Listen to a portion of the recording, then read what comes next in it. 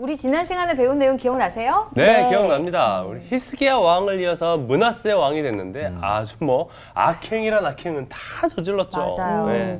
우상 숭배 그리고 뭐 입에 담을 수 없는 가증한 일에 그 악을 행한 모습이 정말 출애굽 정신을 완전히 잊어버렸어요. 네, 그래서 맞아요. 하나님이 진노하셨고 그래서 예루살렘과 유다에 재앙을 내리시겠다 말씀을 하십니다. 네, 맞아요. 그 므낫세에 이어서 아몬이 2년간 다스렸고 오늘은 또 어떤 이야기가 펼쳐질지 너무 궁금하네요. 너무 기대돼요. 네. 기대돼요. 어떤 왕이 나올까? 네. 오늘 열왕기하 22장이네. 안녕하세요. 안녕하세요. 별거 없으셨나요? 네, 네. 무척 즐겁게 잘 지냈습니다. 아, 그래요? 네. 고마운 일이네. 네. 우리가 지난 시간에 공부한 것은 므낫세와 아몬에 대한 이야기를 나누었는데 이스라엘 역사의 어두운 부분 가운데 하나이죠. 네. 가장 오랜 시간을 통치했던 므낫세는 아주 악행의 대명사였고 특별히 네. 우상 숭배라는 측면에서 그의 아들인 아몬도 아버지를 그대로 닮아가지고 좋지 못한 정치를 펼쳤던 사람으로 여겨집니다. 네, 어쨌든 이 권력이라고 하는 것은 사람들이 누구나 다 권력을 좋아하지만 권력의 정점에 올라가고 나면 그 겸손하기가 매우 어려운 것 같아요. 그러니까 내가 하고 있는 말에 사람들이 귀를 기울이고 내가 하는 말을 사람들이 수행하고 마치 내가 전능한 존재가 된 것처럼 느낄 가능성이 있는 것이죠. 네. 이것이 이제 내 영혼을 점점 위태롭게 만드는 일이라고 볼 수 있습니다. 그러니까 높아지려고 하는 자기의 마음을 자꾸 끌어내릴 수 있는 정신적인 성숙함이 없을 때 집중된 권한 혹은 권력이라고 하는 것은 이 사람의 영혼에 아주 짙은 그림자를 만들어내기도 하죠. 그래서 정현종 선생님은 권좌라고 하는 시에서 아주 짤막하게 이렇게 얘기합니다. 권자는 저주의 수렴이요. 저주가 딱 모인 장소라는 거예요. 권자는 치욕의 원천이며 권자는 강력한 오점이다. 그렇게 말합니다. 네. 그러니까 다들 그 높은 자리 가기를 원하는 분들이 있지만은 그 선정을 베풀게 될 때는 그 권자는 하나님이 참 귀한 선물로 주신 것이 되죠. 그런데 하나님의 뜻을 등지고 자신의 욕망을 이루기 위해서 사람들을 수단으로 삼고 함부로 폭력을 휘두르고 독선적이라고 한다면 그게 저주의 수렴이고 치욕의 원천이고 그 다음에 이제 강력한 오점이라고 그렇게 얘기하고 있는 것이죠. 권력의 단맛에 취하게 되면은 하나님의 말씀은 뒷걸음질 쳐서 사라지게 되고 네. 말씀이 말씀이 사라지는 게 아니죠. 그 사람이 말씀으로부터 멀어지게 되고 네. 그러면서 점점 우리말로 매를 번다는 말이 있는 거죠. 그런 그 비극적 상황으로 내몰리게 되는 것이죠. 이게 이제 대표적인 므낫세와 그리고 아몬의 이야기였습니다. 근데 흥미로운 것은 이렇게 이상한 임금들이 또 있으면 또 꽤 괜찮은 분도 나온다는데 있습니다. 우리가 지난 시간에 봤던 것은 히스기야라고 하는 아주 경건한 왕에게서 므낫세가 태어난 거 보고 놀랐는데 네, 그런데 여기 아몬 그렇게 좋은 평가를 받지 못했던 아몬의 아들이 요시야라고 하는 요시야와. 네, 성경에서는 이 요시야가 상당히 긍정적으로 평가되고 있는 분이고 또 요시야의 종교 개혁 이렇게 말해서 사람들이 요시야가 했던 그 위대한 정화의 행위를 기리기도 하는데 오늘은 요시야 왕에 대한 이야기를 좀 하게 되겠습니다. 오늘 수업 열왕기서 47강 율법책을 발견하다. 조금 본문을 읽어보고 시작할 텐데 1절부터 13절 좀 나누어서 읽어주세요. 네. 요시야가 왕위에 오를 때의 나이가 8세라. 예루살렘에서 31년간 다스리니라. 그의 어머니의 이름은 여디다요 보스갓 아다야의 딸이더라. 요시야가 여호와 보시기에 정직히 행하여 그의 조상 다윗의 모든 길로 행하고 좌우로 치우치지 아니하였더라.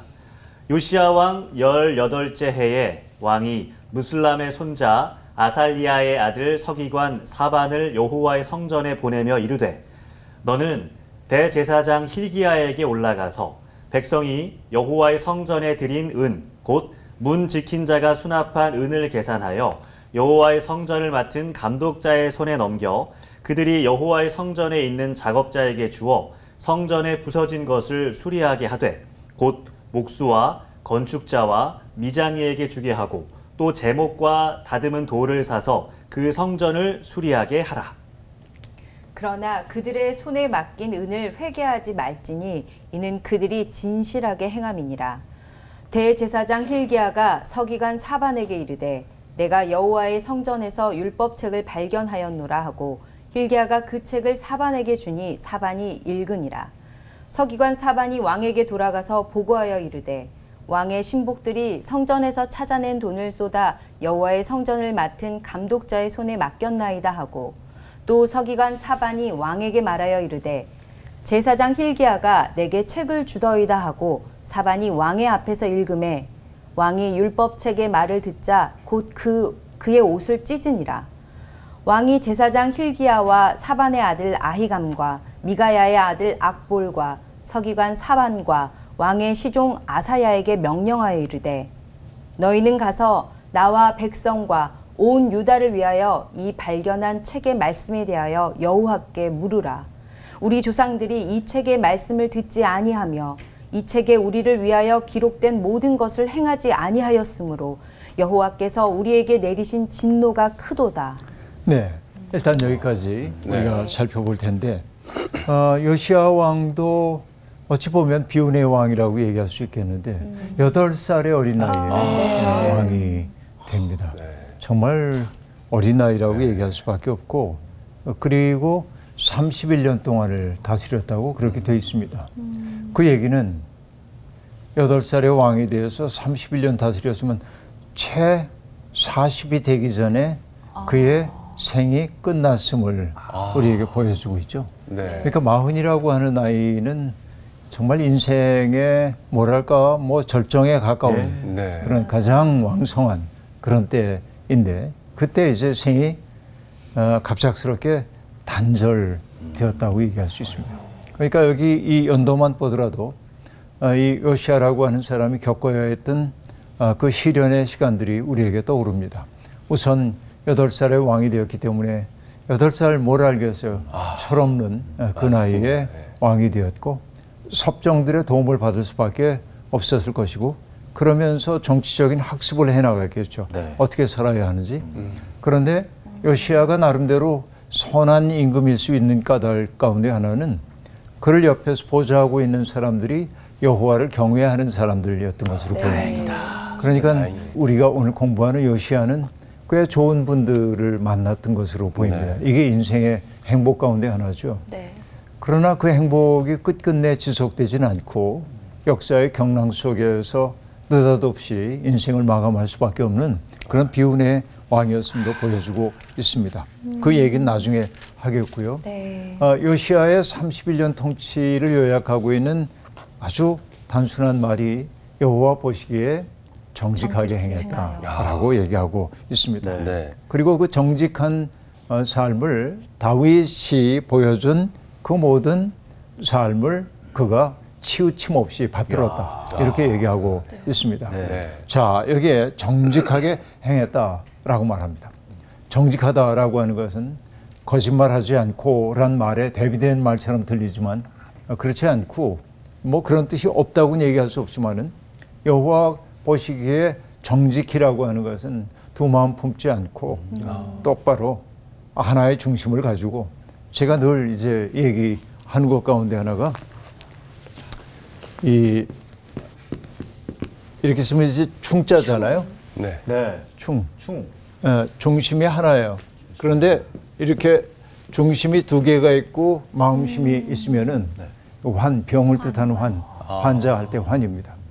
그러니까 이게 한자적으로 맞는지는 제가 뭐 정확히 확인한 건 아니지만 그냥 이미지로 생각해 보면 중심이 하나인 게 충이고 중심이 몇 개로 분열되어 있는 게 환이야.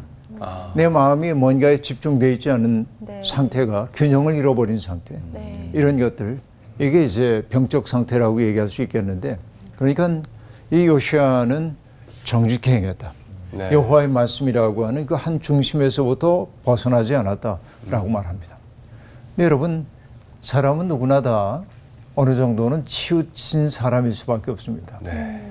내가 생각하는 바가 공정하고 객관적이라고 말할 수 있는 사람은 없습니다. 그렇죠? 학문의 세계에서도 똑같습니다. 그러니까 정말 객관적일 수가 없어요. 누구든지. 왜? 우리의 의지, 우리의 지식이라고 하는 게 일정한 부분 왜곡되어 있기 때문에 그렇습니다. 그래서 어떤 분은 인간을 가리켜서 일종의 광어족이라고 얘기했는데 광어족. 광어죠. 광어. 광어? 광어 그 몰라요? 납작한 납작한 거. 거. 네. 생선에.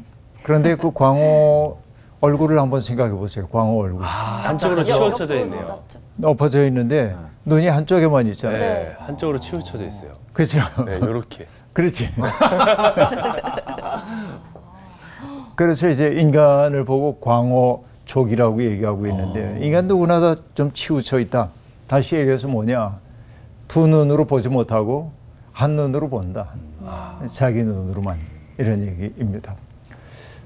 우리가 그 계몽주의에 대한 이야기를 들었죠. 계몽주의라고 하는 것은 내 속에 이제 빛이 밝혀진 상태가 계몽주의인데 계몽주의 철학에서 매우 중요했던 사람 가운데 하나가 임마누엘 칸트인데 그 칸트가 고대 그리스 시인의 문장 가운데 한 문장을 딱 따와서 계몽주의의 모토로 삼습니다.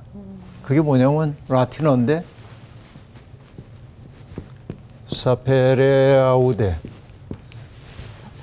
사페레 아우데 이렇게 말하는데 저 뜻은 뭐냐면 과감하게 알려고 하라. 자, 많은 사람들이 자기에게 주어져 있는 재능이나 이성을 가지고 뭔가를 탐구하고 그리고 판단하고 평가하기보다는 남들이 해놓은 평가에 편승하거나 네. 남들이 보아낸 대로 남들이 생각한 것을 그냥 추종하거나 그러죠. 네. 네. 이게 이제 그 어리석음이죠. 그러니까 사페레 아우데라고 하는 것은 우리에게 주어져 있는 이성, 합리성 이런 걸 가지고 스스로 생각해라 하는 얘기입니다. 용기를 가져야 한다 하고 얘기하고 있는데 그러니까 이 계몽되었다라고 하는 것은 사페레 아우데 하는 거고 계몽된 사람들의 또 다른 특색 가운데 하나는 뭐냐면 개방성인데 개방성. 네. 어떤 얘기냐면 나는 이게 옳다고 생각해. 내 판단에. 그런데 그대와 만나 대화를 하면서 내가 그릇될 수 있다는 사실을 인정하며 대화를 해. 그래서 뭐냐면 나온 씨와의 만남을 통해서 내 견해가 편견임을 알아차릴 때 나를 바꿀 수 있는 거예요. 이게 개방성이에요. 이게 계몽된 사람들입니다.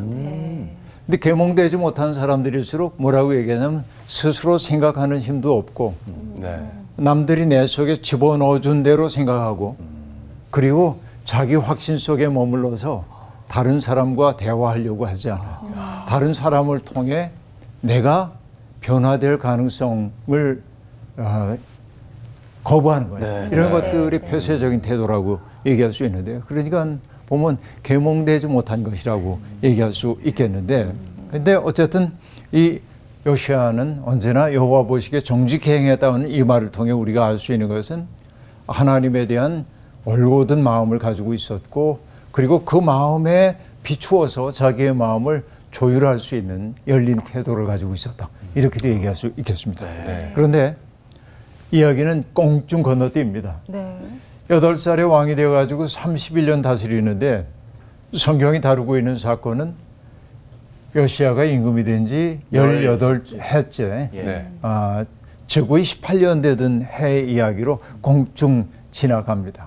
왜냐하면 모든 걸 다 기록할 수가 없기 때문에. 네. 우리가 역사의 기록이라고 하는 것도 그렇습니다.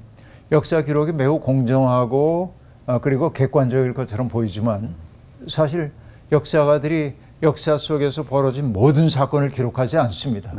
그렇죠? 네. 취사 선택해요. 네. 자기가 가지고 있는 견해에 따라서. 근데 여기 똑같은데 18해째 되는 날 벌어진 한 사건을 보여줍니다. 어떤 얘기냐면 요시아가 마음이 아팠던 것 같아요.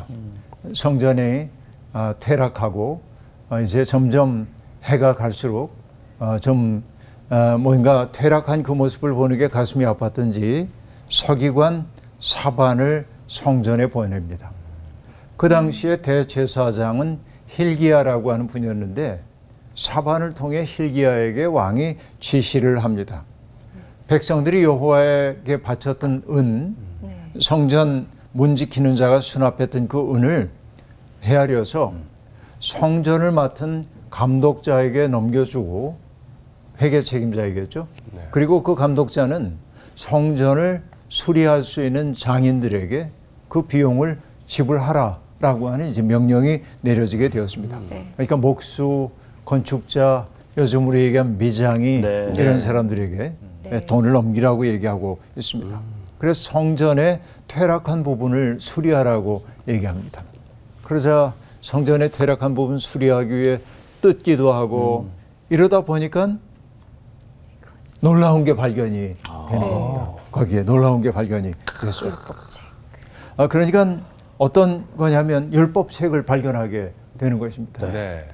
그러니까 그 속에 숨겨져 있어서나 일부러 숨긴 건 아닐 수도 있죠. 우리가 뭐 그걸 뭐라고 그러죠? 타임 캡슐. 묻어두는 것도 있잖아요. 네. 그러니까 우리가 이 건축물을 만들 때 어떻게 하게 되는지 기록한 것을 머릿돌 속에 집어넣기도 하고 혹은 타임 캡슐 속에 집어넣어서 50년 후, 100년 후에 열어보라고 그러기도 하는데 어쨌든 그 성전에 그동안 있으리라고 생각하지 못했던 것이 딱 발견이 되게 된 겁니다. 그게 어떤 것이었냐면 이제 힐기야가 보니까 아주 문서가 이렇게 나와 있는데 서기관 사반에게 통보를 합니다. 이렇게 수리를 하다 보니까 여기 낯선 문헌이 나왔는데 당신이 와서 좀 보면 좋겠습니다. 그래서 힐기야가 사반에게 넘겨줍니다. 힐기야는 한눈에 알아봤어요. 그게 하나님의 율법책이라고 하는 사실을 알았습니다. 오늘의 학자들은 그 율법책이 대개 신명기일 거라고 얘기합니다. 신명기라고 하는 건 뭐 신명나게 읽으란 얘기가 아니고 이제 뭐냐면 하나님의 명령을 늘리는 거야. 신장한다 할 때 신이 이렇게 넓히는 거야. 그러니까 우리에게 주어져 있는 율법이 구체적인 삶의 정황 속에 적용되기 위해서는 해석이 필요하죠. 네. 10계명이 10개의 계명으로 되어 있지만은 그 10계명을 우리의 삶 속에 적용하기 위해서는 다양한 상황 속에서 어떻게 해석해야 하는지를 말해야 하잖아요. 네. 이것이 바로 신명기예요. 그러니까 우리에게 그 명령을 구체적 상황 속에서 적용할 수 있도록 해준 게 신명기인데 네. 그러니까 그 책이 발견된 것으로 보인다라는 얘기입니다. 사반이 그 책을 읽고 깜짝 놀랍니다.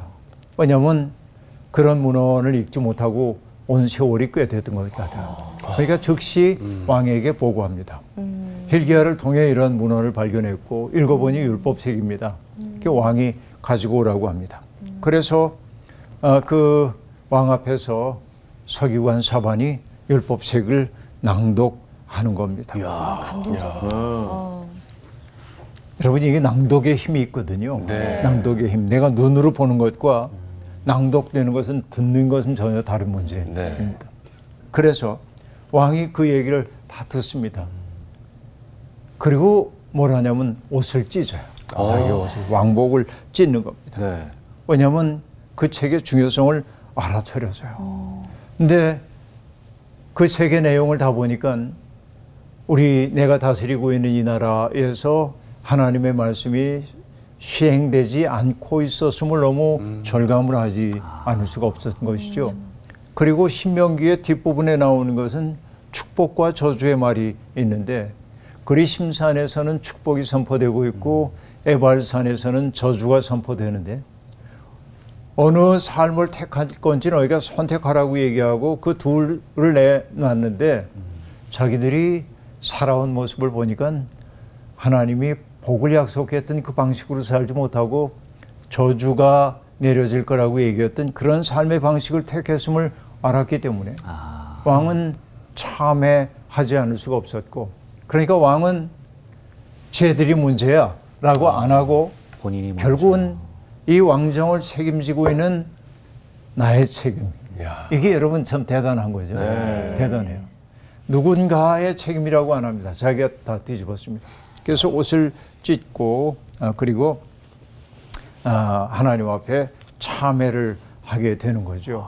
내가 어떻게 하면 좋겠는지 이제 그 말씀 앞에서 당혹감을 느끼는 겁니다. 여러분 때때로 이 당혹감이라고 하는 게 불쾌한 감정일 수도 있지만은 보통 그렇게 우리에게 그러죠. 새 삶의 문이 되기도 합니다. 당혹감이. 당혹스럽다고 하는 것은 뭐냐? 내가 일상적으로 대하고 있던 세계가 흔들리고 있을 때 네. 당혹감을 느낀단 네. 말이에요. 이런 것들을 우리가 이 당혹감을 현대 신학자들은 뭐라고 표현하냐면 터전이 흔들리는 체험. 내가 굳건하다고 생각했던 이 터전이 어느 날 흔들린다고 생각해 보세요. 어떤 분이 얘기했던 거 제가 기억하는데, 제가 좋아했던 소설가인데 그 소설로서 절정의 순간에 미국으로 이주해 가서 삽니다. 그런데 캘리포니아로 이주해 가서 살았는데 이분이 거기에서 굉장히 큰 걸 경험해요. 지진을 경험한 거예요. 그러니까 그 지진은 우리 다 알잖아요. 지진이 뭔지, 어떻게 일어나는지. 근데 아는 것과 겪는 건 다른 거죠. 네. 그걸 겪는 그 순간 자기가 그동안 세워왔던 모든 삶의 그 올렸던 것들이 다 흔들리는 거예요. 이게 이제 터전이 흔들리는.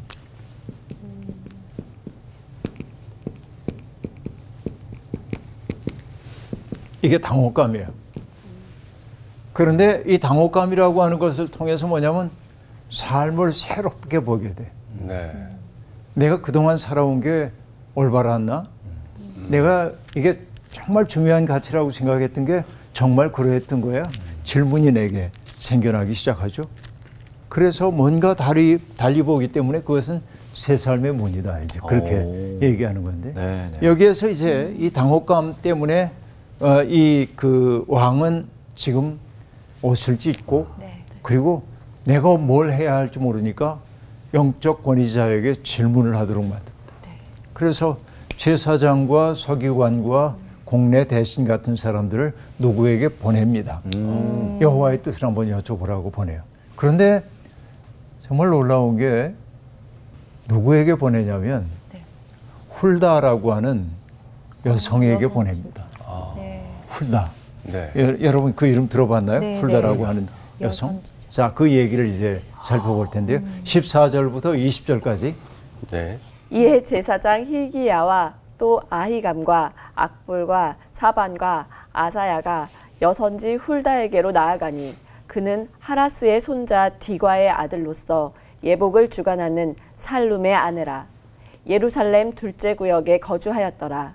그들이 그와 더불어 말하매 훌다가 그들에게 이르되 이스라엘 하나님 여호와의 말씀이 너희는 너희를 내게 보낸 사람에게 말하기를 여호와의 말씀이 내가 이곳과 그 주민에게 재앙을 내리되 곧 유다 왕이 읽은 책의 모든 말대로 하리니 이는 이 백성이 나를 버리고 다른 신에게 분향하며 그들의 손의 모든 행위로 나를 경노하게 하였음이라. 그러므로 내가 이곳을 향하여 내린 진노가 꺼지지 아니하리라 하라 하셨느니라. 너희를 보내 여호와께 묻게 한 유다 왕에게는 너희가 이렇게 말하라. 이스라엘의 하나님 여호와가 이같이 말씀하셨느니라. 네가 들은 말들에 대하여는 내가 이곳과 그 주민에게 대하여 빈 터가 되고 저주가 되리라 한 말을 네가 듣고 마음이 부드러워져서 여호와 앞 곧 내 앞에서 겸비하여 옷을 찢고 통곡하였으므로 나도 내 말을 들었노라. 여호와가 말하였느니라. 그러므로 보라, 내가 너로 너의 조상들에게 돌아가서 평안히 묘실로 들어가게 하리니 내가 이곳에 내리는 모든 재앙을 내 눈이 보지 못하리라 하셨느니라 하니 사자들이 왕에게 보고하니라. 네. 여기에 여선지자 훌다라고 하는 사람이 등장합니다. 네. 그런데 여러분 성경에는 여선지자라는 칭함을 받았던 사람이 몇 사람이 있어요. 네. 여러분도 아는 분인데 둘 다. 잘 기억은 안 나죠? 갑자기 생각나네. 여사사. 네, 맞았어. 네. 드보라가 여사사였습니다. 이게 드보라의 정려나무 그 앞에서 사람들이 재판도 해주고, 이게 이제 드보라도 그런 이름을 받았고, 또 한 사람이 있는데 모세의 누이 미리암입니다. 미리암도 여자 예언자라고 칭함을 받았고, 또 여기 훌다라고 하는 사람도 여자 예언자로 칭함을 받은 사람입니다. 네. 그러니까 이게 놀라운 게 뭐냐면 그 가부장적 사회 속에서 여성들은 굉장히 역할이 제한된 상황이었는데, 성경에서는 여자라고 어떤 그 성적 차별로 그가 가지고 있는 능력을 폄하하지 않고 있습니다. 그러니까 왕과 제사장과 서기관이 그 여성인 홀다에게 가서 하나님의 뜻이 뭘까요? 여쭙는 거죠. 네. 이게 참 아름다운 일처럼 여겼습니다. 그러니까 하나님의 뜻은 성별을 가르지 않고 오는 거예요. 네. 남자니까 네가 믿음직하다. 안 그렇다. 그 얘기예요. 하나님의 영감이 누구에게 오는지는 알 수가 없는 것입니다. 그러니까 이 훌다라고 하는 사람은 일상적 삶의 자리에서는 누군가의 아내였습니다. 그 남편은 공중 예복을 주관하는 살룸이었고, 그러니까 이 성전을 위해 일하고 왕실을 위해 일하는 사람, 왕실 위에 일하는 사람임을 알 수 있는데, 그러니까 예루살렘에 거하면서 자기의 생업을 하고 있는 사람의 아내였는데 지혜자로 알려졌던 모양입니다. 그런데 그 이야기 자초정을 다 들은 훌다에게 하나님의 말씀이 임합니다. 그때 훌다가 임금님께 가서 이렇게 말씀하세요. 안 그러고 너희를 내게 보낸 사람에게 말하라. 이렇게 말합니다. 자, 하나님의 말씀이라고 하는 것은 왕이라고 해가지고 뭐 그 왕이라고 해가지고 위엄을 갖추고 이런 거 없어요. 뭐 제가 늘 좋아하는 얘기, 유대인 전설 얘기 여러분께 들려드린 적이 있습니다만, 느부갓네살 왕이 하늘의 하나님을 예배하기 위해 나중에 회개한 다음에 예배 드리려고 하는데 천사가 자꾸 뒤통수를 칩니다. 그게 왜 그러시냐고 몇 번이나 얘기해요. 그때 알아듣지 못하는 이 느부갓네살에게 천사가 하는 얘기가 있어요. 네. 너는 왕관을 쓴 채 하나님께 예배할 수 있다고 생각하느냐? 그런 날. 그 얘기예요. 그러니까 내가 가지고 있는 지위, 내가 특별한 사람이야. 이런 거. 그런데 여호와의 말씀은 보편적으로 임하는 거야. 너희를 내게 보낸 사람, 그 사람에게 가서 말하라. 라고 얘기합니다. 결국은 하나님이 약속하신 것, 이렇게 하면 저주가 내릴 거라고 얘기했던 심판의 약속은 수행될 수밖에 없다는 뜻이 바로 이런 호칭 속에 담겨 있음을 볼 수 있습니다. 여호와의 말씀이 내가 이곳과 그 주민에게 재앙을 내리되 유다 왕이 읽은 책의 모든 말대로 하리니, 자, 훌다가 그렇게 얘기하는 까닭이 뭡니까? 그들이 하나님을 버렸고, 그렇죠? 왜 하나님을 버렸습니까? 욕망의 길을 따라갔기 때문에 그렇습니다. 그렇죠? 하나님을 따라가기보다는 욕망의 길을 따라갔어요. 자, 하나님의 뜻은 우리가 다 아는 겁니다만은 이웃을 내 몸처럼 사랑하라 하는 게 하나님의 뜻입니다. 근데 이웃을 사랑한다고 하는 것은 그를 깊이 배려하는 일이고, 그를 위해서 나를 조금 내 욕심을 내려놔야 하는 거죠. 그런데 인간은 몸을 가지고 있기 때문에 이런 하나님의 뜻이 내 속에 충만함이 있을 때는 기쁘게 수행할 수 있지만, 내 속에 충만함이 사라지는 순간, 결핍이 느껴질 때는 사람은 이웃들을 배려하기보다는 자기만을 배려하죠. 이게 인간이죠. 그게 결국 뭐냐면 하나님이 아닌 욕망의 길을 걸어가는 거예요. 그렇죠? 욕망의 길을. 그 삶이 이웃에 대한 배타성으로 나타납니다. 이게 평화를 깨트리는 것이죠. 그러니까 내가 하나님 버렸어 라고 하는 것은 하나님의 말씀 듣는 것을 싫어한 거야. 쓴소리. 너 그렇게 살면 안 돼. 그 어떻게 싫어? 계속 그러니까. 난 내가 원하는 대로 하고 싶은데. 이게 하나님 버려서. 그리고 다른 신들을 분양했대. 왜? 다른 신들은 윤리적인 삶을 요구하지 않아요. 너 이웃 배려해야 돼. 네 욕심 내려놔. 그렇지 않고 다른 신들은 그 신의 비호의를 마치기 위해 잘하기만 하면 복 준다고 얘기해요. 그리고 풍요와 다산을 보장해 준다고 하니까 사람들은 편안하게 거기 가는 거예요. 네. 여러분 디에트리 보네포 목사 같은 경우에는 그런 신앙을 뭐라고 했냐면 싸구려 신앙 그래요. 제자로 살아가는 삶이라고 하는 건 뭐냐? 값비싼 대가를 치르는 거예요. 이게 진실한 믿음이에요. 근데 오늘도 우리들은 싸구려 은총에 매여가는 수가 있어요. 네. 그 싸구려 은총은 우상숭배입니다.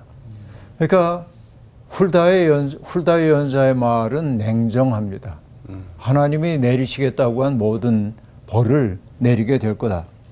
그리고 다른 신들에게 분향하여서 그들의 모든 행위로 여호와를 경노하게 했다. 우상을 만들고 그리고 우상 앞에 절하고 하는 이 일로 여호와를 경노하게 하셨고 그 때문에 진노가 그치지 않을 것이다 라고 말합니다. 그러나 19절에 보면 슬쩍 유보하는 조치가 나타나고 있습니다. 네. 뭐라고 말합니까? 내가 이곳과 그 주민에 대하여 빈터가 되고 저주가 되리라 한 말을 내가 듣고 자 요시야가 그 얘기를 들었을 때 요시야가 하나님 해도 너무하십니다. 우리끼리 한번 해볼게요. 이러지 않았어요. 네. 그게 참했어요. 네. 그 뭐라고 얘기했냐면 마음이 부드러워져서라고 말하고 있는데 그렇죠? 마음이 네. 부드러워졌다. 사실 마음이 부드러워졌다는 얘기는 이 경직된 게 풀어진 거예요. 그렇죠? 네. 그러니까 마음이 경직됐던 거 이게 에스겔서의 얘기대로 하자고 한다면 굳은 살과 같은 마음이 새 살과 같은 마음으로 바뀐 거예요. 그는 다른 말로 얘기하면 뭐냐면 참회했다. 뉘우쳤다. 네. 바로 이게 부드러움이에요. 그러니까 부드러워지다라고 하는 그 히브리어의 의미는 부드러워지다, softened라는 의미도 있는데 또 약해지다라고 하는 것도 있고 그리고 뉘우치다, penitent라고 하는 이런 뜻들을 다 가지고 있는 겁니다. 그리고 내가 여호와 앞에서 겸비하여 옷을 찢고 통곡하였으므로 나도 내 말을 들었노라 이렇게 말합니다. 그러니까 이 요시야가 하나님 앞에서 통곡하면서 네. 하나님 우리의 죄가 정말 커요. 눈물을 흘렸대요. 네. 저는 이 통곡하니라 라고 한 말이 기가 막히다고 생각하는데요. 우리가 가야바의 법정을 떠올려 보면 주님이 재판받으실 때 베드로가 그 법정에 들어가서 모닥불 피워놓은 데 가가지고 불을 쬐고 있잖아요. 그러다가 그 여종이 와가지고 당신도 그 사람 중에 하나죠? 예. 라고 얘기할 때 난 아니요. 3번씩이나 부인을 하고 네. 그리고 달개 울음소리가 들려왔을 때 그때 비로소 주님이 하신 말이 떠올라서 베드로는 바깥 어두운 데 나가가지고 통곡했다. 여러분 그 울음 내가 어쩔 수 없는 존재구나. 내가 꽤 괜찮은 사람이라고 스스로 생각하며 오늘까지 살아왔지만 보니까 두려움 앞에서 내가 얼마나 형편없는 사람인지를 알게 되어서 통곡해서 깨진 마음이에요. 이 통곡은 그런 거예요. 그런데 항상 우리가 경험하는 것은 하나님이 기뻐하시는 제물은 상한 마음의 제사예요. 내가 어떻게 내가 해볼 수가 없습니다 하고 눈물 흘리는 사람을 하나님은 무시하지 않으신다. 그래서 저는 1930년대에 사셨던 이용도 목사님의 눈물을 주소서라고 하는 시를 늘 마음속에 떠올리곤 합니다. 눈물을 주소서. 오늘의 우리는 눈물이 다 말랐습니다. 눈물 없는 곳에 되지 못한 것들만 무성하여 있습니다. 눈물은 살균력이 있습니다. 원망, 불평, 이기 등은 전염병균과 같아서 자신을 죽이고 또 남의 가슴에 살촉을 받아 죽게 하는 악독한 병균입니다. 자, 우리의 마음속에 원망, 불평, 이기심 이런 것들이 전염병 같아서 나도 죽게 하고 남도 죽게 만드는 건데 이 용도 목사님이 얘기합니다. 눈물은 살균력이 있대. 네. 내 마음속에는 원망, 불평, 이기심 이런 병균들을 죽이는 게 눈물이라는 거야. 값싼 눈물 말고 하나님 앞에서 나를 돌아보며 흘리는 눈물 얘기하는 겁니다. 그리고 얘기합니다. 이 모든 균들은 눈물로서 죽일 수 있습니다. 동정의 눈물이 쏟아질 때, 누군가의 고통을 바라보면서 내 마음이 아파서, 그의 고통이 아파서 내가 눈물을 흘릴 때, 뜨거운 사랑의 눈물이 쏟아질 때, 남을 원망하는 것이나 시기, 불평, 이기, 행위 등 모든 불선의 병균은 다 죽어버리고 맙니다. 그렇죠? 우리가 이웃들을 위해 언제 눈물을 정말 흘리며 아파한 적이 있는지. 우리가 뭐 드라마 폄하하려는 얘기는 아니고 드라마 보면서는 우는데, 왜냐하면 책임지지 않아도 되니까. 그런데 정말 구체적인 내 이웃을 바라보면서 그의 고통이 절실하게 다가와서 내가 운다고 한다면, 그때 그 눈물은 내 속에서 나를 딱딱하게 만들고 있는 이기와 시기 그리고 불평 이런 것들을 다 그 병원균들을 죽이게 만든다라고 말합니다. 그리고 그 눈물이 하는 일 가운데 하나는 뭐냐면, 그렇게 더러운 것들을 죽게 만드는 동시에 따스하고 온유하고 미쁜 새 마음을 내어줍니다. 그 눈물을 흘리게 될 때 하나님 앞에 내 죄 때문에 울고 또 내 이웃들이 당하는 고통을 보고 진심으로 울게 될 때, 그때 내 속에 새 마음이 생겨난대. 마치 상처에 소독을 한 후 새살이 돋아 나오듯, 그렇게 말합니다. 이런 눈물이 우리에게 있는지요? 우리가 예수 처음 믿었을 때에는 참회의 눈물도 흘리고 내가 하나님의 은총 없이는 살아갈 수 없는 존재라는 걸 느끼는데, 교회 생활이 익숙해지고 이제는 그 은혜의 시간으로부터 멀어지면서 눈물은 사라지고 남들을 판단하는 그런 눈만 내가 키워가고 있는 것은 아니지. 그러니까 과거에는 은혜 받았을 때는 누군가의 고통을 보면 내 고통처럼 느껴졌는데, 점점 그저 교회 다니는 사람이 되고 나니까 고통받는 사람 보면 외면하고 싶어지고, 그리고 돈 몇 푼 지어주어서 내가 선한 일을 했지, 그러고 마치 그 사람은 없었던 것처럼, 그 선한 행위를 통해서 내가 꽤 괜찮은 사람인 것처럼 위로받는데 그치지 않았나. 정말로 올 마음이 내게 있는가. 근데 여러분, 제가 이 얘기하는 것은 요시야가 통곡을 했다고 하는 이 말 때문에 그렇습니다. 네.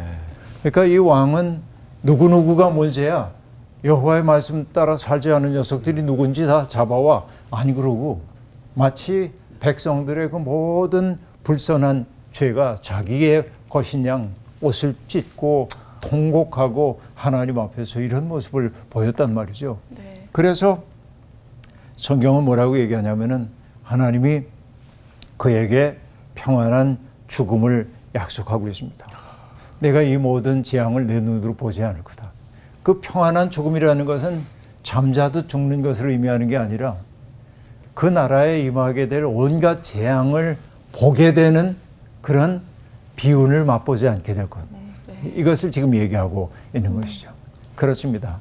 오늘 우리가 요시야라고 하는 한 임금에 대한 이야기를 보고 있습니다만, 그가 했던 일은 성전 수리하고 율법책 발견돼 가지고서는 백성들 앞에서 참회하는 모습 보여주는 건데, 정말 하나의 그의 통치 속에 있는 짤막한 에피소드에 지나지 않는지 몰라도 그가 어떤 모습으로 인생을 대하고 있는지, 역사를 대하고 있는지를 보여줬습니다. 네. 누군가에게 책임을 전가하는 게 아니라 그 역사의 모든 모순을 자기의 것인 양 부둥켜 안고 하나님 앞에서 울고 있는 요시야의 모습이야말로 우리에게 정말 본이 될 만한 영적인 리더가 아닌가 하는 생각을 해봅니다. 요시야의 남은 삶에 대한 이야기는 다음 주에 얘기할게요. 고맙습니다. 고맙습니다. 요즘 사랑이 거의 없는 세대가 됐는데, 조금 더 누구를 뭐 탓하기 전에 내가 먼저 가서 좀 사랑을 하는 그런 마음을 가져야겠다. 요시야처럼 이런 마음을 좀 가져야겠다 생각을 들었습니다. 네. 네. 진짜 그 하나님을 인격적으로 처음 만났을 때 정말 전심 다해서 막 참회도 하고 그랬던 게 맞아요. 있었는데 그냥 어느 순간 조금 이게 익숙함에 좀 잊어버렸던 나의 이 시간을 오늘 좀 다시 좀 찾아보자 하게 되는 시간이었던 것 같아요. 정말 영적 리더 모든 책임을 떠안고 그 하나님 앞에서 참여할 수 있는 통곡할 수 있는 그 마음은 정말 너무 위대하다 그런 생각이 들었어요. 저도 어느 순간부터 그 뜨거웠던 첫 마음, 첫사랑을 좀 잊어버리고 아까 저는 싸구려 신앙 말씀하실 때 그 표현이 되게 많이 맞죠. 찔렸어요. 네. 적당히 타협하고 희생하지 않으려고 하고 그렇게 사는 게 하나님 기뻐하실까? 근데 요시야 왕은 여호와 보시기에 정직히 행하여 칭찬을 받았는데 하나님 보시기에 한 마음을 품는 정직하게 살아야겠다. 싸구려 신앙 안녕하고 이런 생각 듭니다. 네. 울어야 돼. 네, 울어요, 우리. 아, 저희 울러 가시죠. 네. 첫사랑 회복하는 한 주가 됐으면 좋겠습니다. 네.